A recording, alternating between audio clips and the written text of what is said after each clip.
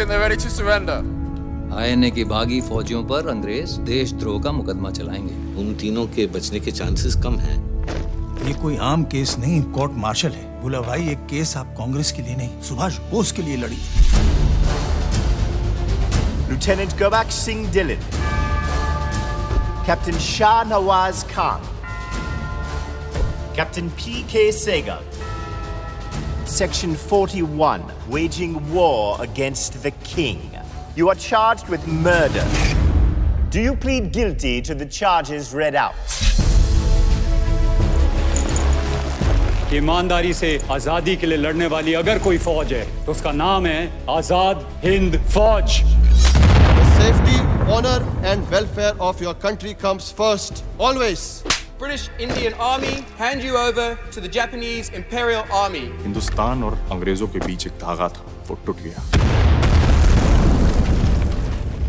इस बार कुछ ऊपर नीचे हुआ तो देश में बवाल मच जाएगा। अब जनता किसी अंग्रेज को नहीं छोड़ेगी।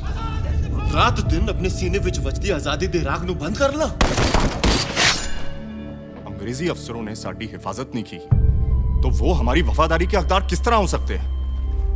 आज हिंदुस्तानी फौज के पास अपना असली मकसद है, हिंदुस्तान की आजादी। तुम मुझे खून दो, मैं तुम्हें आजादी दूंगा। ये मुकदमा पूरी इंडियन नेशनल आर्मी का है। क्योंकि हमने वो दिन देखा है जब हमें ऐसा लगा था कि हमने हिंदुस्तान को वाकई आजाद कर दिया।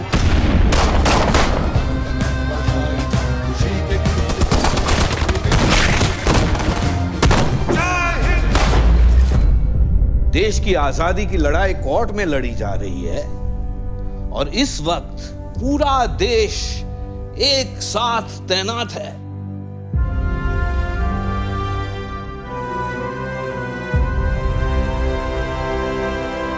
This trial and its judgment shall be remembered throughout history. मैं बुलाना चाहूँगा इस फिल्म के प्रोड्यूसर गुरदीप सिंह सपल साहब को, जो कि राज्यसभा टेलीविजन के सीईओ हैं। He is also the OSD to the Vice President of India. और मैं बुलाना चाहूँगा मोहित मारवा। उन्होंने प्रेम सहगल का किरदार निभाया। ये फिल्म जो आईएनए ट्रायल्स पे है, इसमें आज़ाद हिंद फौज के 3 अफसरों पे, गुरबख्श सिंह ढिल्लों, प्रेम सहगल और शाहनवाज खान पे ये ट्रायल लगा था। तो हमारे दोनों जो बाकी कुणाल कपूर और अमित साध हैं वो इस वक्त इंग्लैंड में हैं। आज हमारे जो ट्रेलर लॉन्च था तो हमारे उनके साथ एक डायरेक्ट लंदन से एक लिंक करके हमने वो इंटरव्यू किया दिल्ली में। और मोहित जो है प्रेम सहगल का किरदार निभा रहे हैं। केनी को मैं बुलाना चाहूँगा। इन्होंने नेताजी सुभाष चंद्र बोस का रोल निभाया और बाकी तो लोग हैं नहीं। पार्लियामेंट में ट्रेलर लॉन्च किया गया, तो गुरदीप जी आपसे भी जानना चाहूँगा कि क्या पीएम मोदी को भी आप ये ट्रेलर दिखाएंगे या पिक्चर दिखाने की आप लोग की ऐसी कुछ प्लानिंग है? दिग्मांशु जी आपसे भी जानना है। गुरदीप जी पहले आपसे। पिक्चर है, पार्लियामेंट की पिक्चर है। प्राइम मिनिस्टर मोदी पार्लियामेंट के नेता हैं, ठीक है, और हम सबके प्राइम मिनिस्टर हैं। तो इसका जो एक हम लोग कोशिश कर रहे हैं और मुझे पूरी उम्मीद है कि होगा कि राष्ट्रपति भवन में इसका प्रीमियर होगा। उसमें सब लोग इन्वाइटेड होंगे। पर प्राइम मिनिस्टर का ये रहता है कि उनको 2.5 घंटे अगर हम रोक के रखेंगे देश के प्राइम मिनिस्टर को तो देश के लिए ठीक नहीं होता है। हाँ, एक्सेप्ट जरूर हम उनको दिखाएंगे इसमें। दिग्मांशु जी आप चाहेंगे कि ऐसा हो? बिल्कुल ज़रूर चाहूँगा कि ऐसा हो। और गुरदीप जी पूरी कोशिश कर रहे हैं कि जो हमारे जो जाते हुए प्रेसिडेंट हैं प्रणब मुखर्जी साहब, और जो भी आने वाला है, सब पता नहीं कौन आने वाला है, तो जो जाते हुए प्रेसिडेंट होंगे और जो आने वाले प्रेसिडेंट होंगे, उन दोनों के लिए एक ये इनका लास्ट ऑफिशियल एक प्रोग्राम होगा और उनका फर्स्ट ऑफिशियल प्रोग्राम होगा। ये कोशिश हम कर रहे हैं। दिग्मांशु जी, आपने ये टाइटल क्यों रखा, राग देश? बहुत सोचा मैंने कि इसका टाइटल क्या रखा जाए, और बहुत सारी हमारी फिल्में जो पहले वॉर के ऊपर फिल्में बनी है, ललकार, हकीकत, इस किस्म की फिल्में, तो अभी अगर आप खुद सोचिएगा पिक्चर का ललकार होता, आपको लगता है कितना पुराना जैसा टाइटल रखता है। तो बहुत सोचा, बड़ी हमने मशक्कत की इसके ऊपर। फिर ये लगा कि मैंने कहा राग देश, एक तो जैसे राग होते हैं हमारे इंडियन क्लासिकल म्यूजिक में, भैरवी है, शिवरंजनी है, तमाम राग हैं, वैसे एक देश राग भी है, ठीक है। तो मुझको सडनली स्ट्राइक किया देश राग। तो मैंने कहा इसका नाम होना चाहिए राग देश, यानी the song of the nation. और इसमें एक गाना भी है, ट्रेलर में नहीं, जो कि देश राग पर ही आधारित गाना है, classical. Okay, so as it is Mohit, आपसे जानना चाहेंगे कैसा एक्सपीरियंस रहा, और the moment you came to know you will be part of this film and that too directed by Tigmanshu Dhulia, what was the first reaction? सबसे पहले तो मैं बिस्तर से कूद गया जब मुझे पता चला कि मैं इस पिक्चर का पार्ट हूँ। Welcome everybody. First of all, आप लोगों को ट्रेलर कैसा लगा? है ना कमाल? मेरे को भी पहली बार मैंने बड़ी स्क्रीन पे देखा है तो सर एक हाथ हो जाए। So, मेरे लिए ये बहुत अच्छा लर्निंग एक्सपीरियंस था, और मैं ये भी किसी को बात पहले बता रहा था कि लर्निंग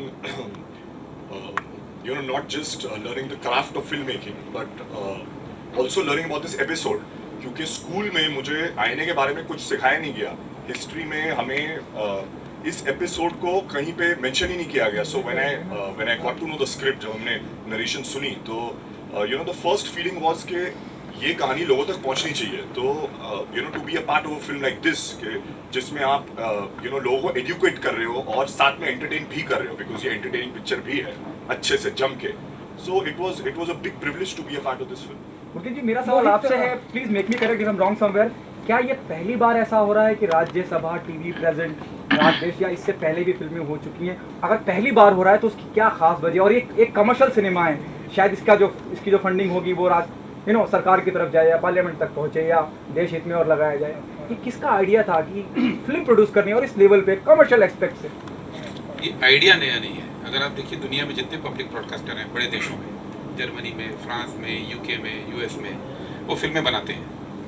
हमारे यहाँ क्योंकि 70 साल की जो यात्रा है, बहुत अमीर मुल्क नहीं था, पब्लिक ब्रॉडकास्टर्स के पास वो स्पेस नहीं थी, तो वो नहीं हुआ। राज्यसभा टीवी जब बना तो ये तय हुआ, सब पार्टीज इसमें शामिल हैं, कि गवर्नमेंट का तो है नहीं है, इसमें जो हमारी कमेटी है सारी पार्टीज के मेंबर उसमें रहते हैं। तो ये वो कुछ चीज़ें जो देश में नहीं हुई हम वो करें। और अब जो कमेटी में एक्चुअल में डिस्कशन हुआ था ये कि फिल्मों का रोल क्या है इस देश में, उसमें सीताराम येचुरी थे, उस समय राजीव शुक्ला थे, जावेद अख्तर थे, श्याम बेनेगल थे, मुंगेकर थे, सतीश चंद्र मिश्रा थे, चंदन मित्रा थे, ये सब लोग तो उस कमेटी के मेंबर थे। और वहाँ पे एक प्रपोजल आया कि 47 में हम आज़ाद हुए, फिर गणराज्य बना, लोकतंत्र बना और सबको वोटिंग का राइट मिल गया और 80% लोग निरक्षर थे, तो ये देश लोकतंत्र कैसे बना? और एक सबका यही मानना था कि इसमें फिल्मों का बहुत बड़ा रोल रहा, कि हमारे यहाँ फिल्मों ने वो सिखाया जो किताबों ने नहीं सिखाया। तो अब यहाँ तक पहुँच गए हैं, और जैसे कहा कि 4 जनरेशन हो गई हैं जिन्होंने आज़ादी की लड़ाई नहीं देखी, उसके बाद पैदा हुए, तो उनको ये याद कराया जाए कि हम यहाँ तक पहुँचे कैसे। तो कई सारे चैप्टर्स उसमें लिए जाएँ। पहला प्रोजेक्ट ये है, ये आखिरी नहीं है राज्यसभा टीवी का, और फिल्में लोग देखना पसंद करते हैं। Mohit, is it difficult to do this kind of movie for you? It was difficult, yes, because it's very away from how I am as a person. But it was very exciting, and I feel I became an actor to go out there and play parts which are unlike me. So very, very satisfying to be a part of this film, especially at this stage of my career. Tigmanshu ji, like ये true story पे based है, तो कितना difficult होता है उसको as it is in a movie portray करना? हाँ, होता है, डिफिकल्ट होता है। अगर आपको ऑलरेडी एक ऐसी कहानी दी गई हो, कहानी आपको मिल जाए, अब हम कमरे में बंद करके अपनी कोई भी राइटर फिल्म लिख सकता है, उसके dramatic point, plot point, interval point क्या होगा, सब सोच सकता है। पर अगर आपको ऑलरेडी कहानी दी गई हो इतिहास की, उसको आपको एक स्ट्रक्चर में, फिल्म के स्क्रिप्ट के स्ट्रक्चर में ढालना है, मुश्किल तो होता है। और तब और मुश्किल होता है जब आप उसके साथ छेड़छाड़ करने की आपको इजाजत ना हो और आप करना भी ना चाहें। सुभाष चंद्र बोस केंद्रीय किरदार हैं, भले ही छोटा सा इसमें किरदार है, तो उनको कैसे आपने चयन किया? आप ये चयन कैसे किया? उनका चयन ऐसे हुआ कि मैंने एक और फिल्म बनाई है, उसका नाम बुलेट राजा के बाद मैंने एक फिल्म बनाई है यारा, जो भी रिलीज है, end of the year release होगी। तो 4 दोस्तों की कहानी है, उसमें से केनी जो है ये एक 4 दोस्त हैं। तो फिल्म हो गई भी, हम लोग सुभाष चंद्र बोस किसको बनाए ऑलरेडी श्याम बेनेगल साहब ने बना चुके थे सुभाष चंद्र बोस। तो और सडनली मुझे लगा कि घर में बैठा है। तो इसको मैंने बोला, इसने हाँ के बेचारे ने सारे बाल भी कटवाए। ये तो क्या नहीं बता पाएगा आपको ज़्यादा बेटर। एक्चुअली मैं घर पे बैठा था एंड देन वीर जो असिस्टेंट है सर के, वीर ने कॉल किया और कहा कि सर मिलना चाहते हैं। ओके ठीक है, क्यों, कुछ बताया नहीं। अच्छा चलो मिल लेता हूँ। तो मैं आ गया सर से मिलने एंड देन सर ने पूछा शेव करके क्यों नहीं आए। किसी ने कुछ बताया नहीं, शेव करके आ जा। तो मैं फुटपाथ पे गया, शेव करवा के आ गया एंड देन सर ने बोला हाँ चश्मा ले आ। तो मैंने चश्मा पहना। फिर सर ने पूछा लग रहा है, पता है कौन सा रोल कर रहा है? बाबूजी तो नहीं होंगे? नहीं, नेताजी। तो मैं आई थिंक मेरे पैर ज़मीन से 2 फुट ऊपर आ गया एंड देन उसके बाद क्या हुआ मुझे कुछ खास याद नहीं है। It's a bit of a blur, लेकिन मैं बहुत ही ज़्यादा हैप्पी हो गया and very privileged and humbled कि सर ने मुझे इस लायक समझा कि I could portray such an important figure of our independence story.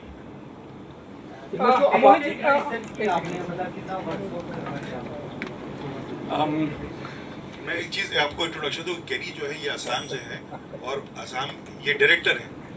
इन्होंने 2 असमीज फिल्म बनाई है, अभी इन्होंने एक फिल्म बनाई। तो इनके अंदर एक डायरेक्टर ऑलरेडी है, तो इनको मुझको ज़्यादा डायरेक्ट करने की ज़रूरत नहीं पड़ी। तो आपका कितना इनपुट था, मतलब आपके कैरेक्टर, बिकॉज आप डायरेक्शन भी करते हैं? इनपुट तो बहुत सारे थे सर के, बिकॉज मैं बहुत कुछ सीख चुका हूँ। आपके सवाल का जवाब, काफ़ी रिसर्च की मैंने, इन द सेंस 3 किताबें मेरे लिए सबसे बड़े सोर्सेज थे। His majesty's opponent, brothers against the Raj और द फॉरगॉटन आर्मी।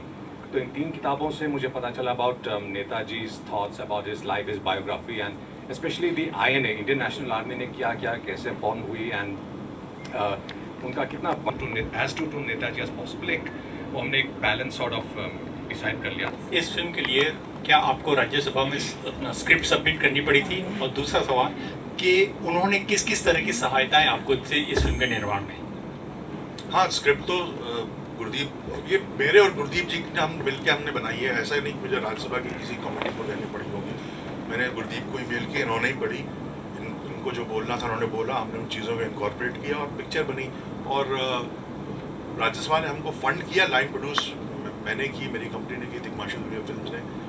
और सहायता उस तरह की है जैसे हमने रेड फोर्ट में शूटिंग की। अब रेड फोर्ट में शूटिंग मिल जाती है, लेकिन हमको आसानी से मिल गई। हमने राष्ट्रपति भवन में शूटिंग की। गांधी पिक्चर को परमिशन नहीं मिली थी रिचर्ड एटनबरो के राष्ट्रपति भवन में शूटिंग करने के लिए। उन्होंने हैदराबाद हाउस में उनको शूटिंग करनी पड़ी थी, हमने राष्ट्रपति भवन में शूटिंग की। तो ये हमारे लिए आसान हो गया बिकॉज हमको राज्यसभा की बैकिंग थी। ओके उपल जी, मेरा सवाल आपसे, आपने अभी कहा, जब मैंने पूछा आपने कहा राज्यसभा टीवी शायद पहली बार, और अपने आप में एक यूनिक बात है। और आपने कहा कि सब पार्टियों के मेंबर, नेतागण उसका हिस्सा रहते हैं।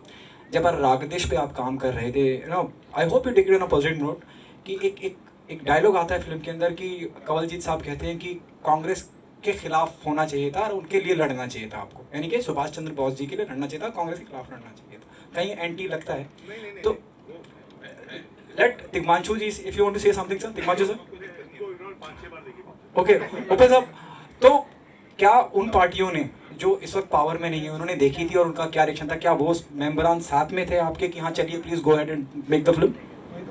मुझे लगता है हम थोड़ा अंडरस्टिमेट करते हैं जिस मेच्योरिटी पे हम लोग पहुंच गए हैं इधर मुल्क।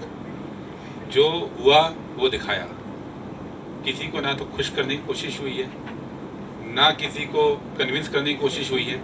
जो जैसा हुआ देश में, और एज अ नेशन इतने मेच्योर हम हो गए हैं कि जो हुआ उसको दिखा सकते हैं। इसमें कोई कंट्रोवर्सी वाली बात नहीं है। जो तिग्मांशु जी कह रहे हैं कि कंट्रोवर्सी नहीं है, लेकिन हिस्ट्री को ना तो क्रिएट करने की कोशिश की है, ना ट्विस्ट करने की कोशिश की है, तो उसमें चलेगा। सर मेरा सवाल ये है कि क्या वो मेंबरान जो आपने कहा हिस्सा है राज्यसभा, मैं यही बोल रहा हूँ कि पॉलिटिकल लीडर पे ऐसा नहीं है कि वही चीज देखते हैं जो उनको पसंद आए। do you want to say something? You are supposed to say something.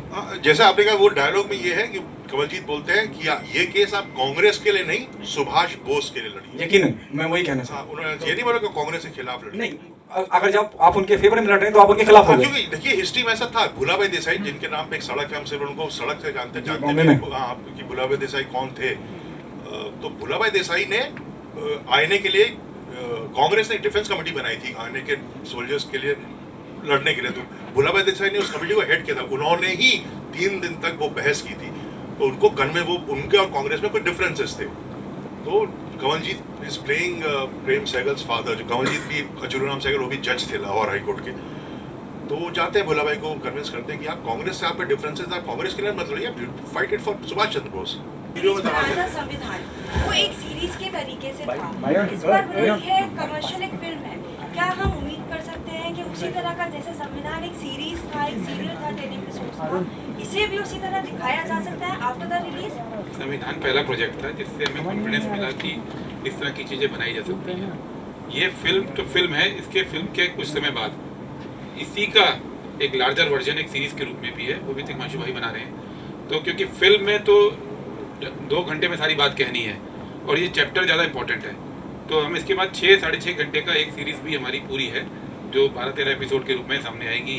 वो डिपेंड करेगा कैसे हम स्ट्रक्चर करते हैं, लेकिन तिग्मांशु भाई उसको बना रहे हैं। तिग्मांशु जी, मेरा सवाल आपसे है कि जो हमारे गांधी जी की विचारधारा अहिंसा पे थी और सुभाष चंद्र बोस जी की तुम मुझे खून दो आज़ादी दो, मैं आपको आज़ादी दूंगा, तो ये जो मतलब 2 विचारधाराएं थी, आपको आपने जो रिसर्च करके फिल्म बनाई तो उसके बारे में अगर आप कुछ। अच्छा सवाल है, बहुत अच्छा सवाल है।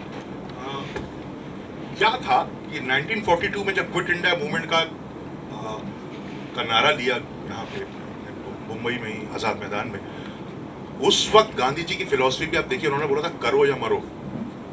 यानी कि गांधी जी के अंदर भी उन्होंने लग गया था कि थोड़ा तो वायलेंट होना पड़ेगा। और फिर जो राइट्स हुए, जो तोड़ फोड़ बसें जलाएगी पूरे, इसीलिए तो सारे नेताओं को अंदर कर दिया। उस वक्त उनको लग गया था। नेताजी और गांधी जी के भी डिफरेंस तब पहले से इसीलिए आ गए थे कि नेताजी ने कहा only through violent armed struggle हम देश को आज़ाद करा सकते हैं, और गांधी जी ने कहा नहीं, हमको नॉन वायलेंट करना पड़ेगा। लेकिन 42 वर्ल्ड वॉर चल रही थी, उस वक्त दुनिया में क्या चल रहा था, वर्ल्ड वॉर चल रही थी। नेताजी कहते थे वर्ल्ड वॉर चल रही, अंग्रेज वर्ल्ड वॉर में जुटे में, इसी यही टाइम में लात मारो, निकालो उनको। और पर गांधी जी को भी उस वक्त लग गया था कि शायद वायलेंट वे इज राइट, तो नहीं तो करो या मरो जैसा नारा गांधी जी नहीं लगा। तो शायद उस वक्त वो और नेताजी एक पेज में थे, हालांकि नेताजी हिंदुस्तान में थे नहीं उस वक्त। Mohit, my question is for you. You said this role was a very challenging role for you. Yes. So इस role के लिए तो ना कोई books बनी है, ना कुछ research है. So what struggle did you make? Like what efforts did you make to, look alike this role? There are a lot of books. In fact, when I signed the film, the first thing was that there were 2-3 books which were handed over to me. If you go online and if you look, there are a lot of documentaries also which have been made on this subject. And I think with the power of the internet, there's a lot of information which has been coming out now in the last couple of years. Before that, there was nothing. But now I think there is access to a lot of information. So हमने वो सारी information पढ़ी और sir से याद है, मैं sir से पहले दिन जाके पूछा था कि सर क्या रिसर्च करूँ मैं, इसके लिए क्या करूँ, तो he told me a very nice thing. He said कि तुम अपने ग्रैंडफादर, अपने नाना और दादा की पुरानी फोटोज निकालो और उस टाइम को ऑब्जर्व करो आप, क्योंकि उस जमाने के कह रहे हैं वो जो लोग होते थे जो शराफत जैसे निकाह जो नजर आती थी शक्ल पे, तो कह रहे हैं वो नजर आना चाहिए। जब स्क्रीन पे आपको लोग देखें तो बोले कि हाय उस जमाने के क्या लोग थे। So that is what we try to achieve.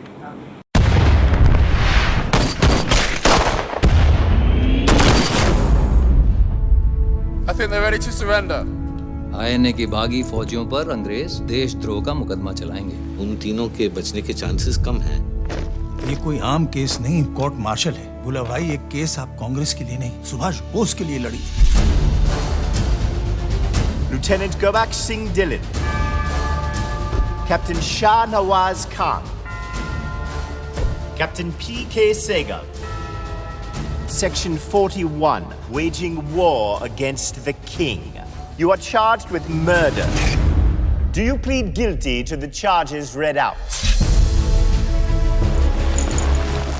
ईमानदारी से आजादी के लिए लड़ने वाली अगर कोई फौज है तो उसका नाम है आजाद हिंद फौज। The safety, honor and welfare of your country comes first, always. British Indian Army hand you over to the Japanese Imperial Army. Hindustan और अंग्रेजों के बीच एक धागा था, वो टूट गया। इस बार कुछ ऊपर नीचे हुआ तो देश में बवाल मच जाएगा। अब जनता किसी अंग्रेज को नहीं छोड़ेगी। रात दिन अपने सीने विच वजदी आजादी दे राग ਨੂੰ ਬੰਦ ਕਰ ਲਾ। अंग्रेजी अफसरों ने साड़ी हिफाजत नहीं की तो वो हमारी वफादारी के हकदार किस तरह हो सकते हैं? आज हिंदुस्तानी फौज के पास अपना असली मकसद है, हिंदुस्तान की आजादी। तुम मुझे खून दो, मैं तुम्हें आजादी दूंगा। ये मुकदमा पूरी इंडियन नेशनल आर्मी का है, क्योंकि हमने वो दिन देखा है जब हमें ऐसा लगा था कि हमने हिंदुस्तान को वाकई आजाद कर दिया।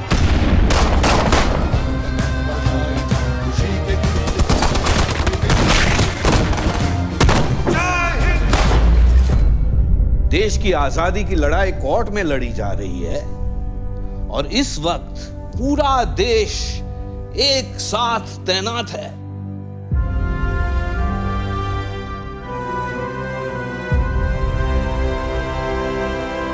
This trial and its judgment shall be remembered throughout history.